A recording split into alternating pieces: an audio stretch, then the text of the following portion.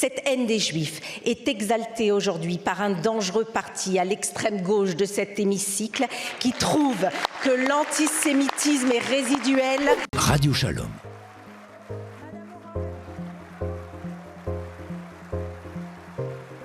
Se souvenir de l'histoire et la regarder en face pour construire l'avenir.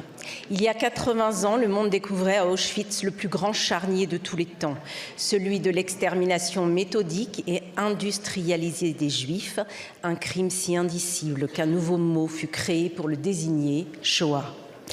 La Shoah a été l'aboutissement d'un long processus, celui qui a consisté à préparer les esprits durant des décennies à la haine des Juifs et à leur déshumanisation. Or, la bête immonde est de retour parmi nous. Elle a pris forme le 7 octobre 2023 dans une pornographie de l'horreur. Des viols méthodiques, des corps éventrés, des familles réduites en cendres, des bébés arrachés à la vie dans une intention génocidaire et un désir d'extermination qui n'a rien à envier à celui qui a conduit à la destruction des Juifs d'Europe.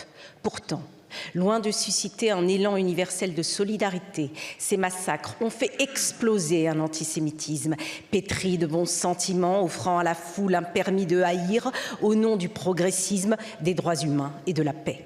Cette haine des Juifs est exaltée aujourd'hui par un dangereux parti à l'extrême gauche de cet hémicycle qui trouve que l'antisémitisme est résiduel, qui reprend les accusations moyenâgeuses des Juifs empoisonneurs de puits, qui défend les chasseurs de Juifs dans les rues, qui qualifie le Hamas de mouvement de résistance ou comble de l'ignominie les meurtriers palestiniens condamnés à perpétuité d'otages. 90 otages, justement, restent entre les mains du Hamas, dont 2 de nos compatriotes, Ofer Calderon et Ohadia Aloumi, et donc Fir Bibas, petit être arraché à son berceau à 9 mois à peine, plus jeune otage de l'histoire, dont on craint qu'il ne retrouve jamais le monde des vivants.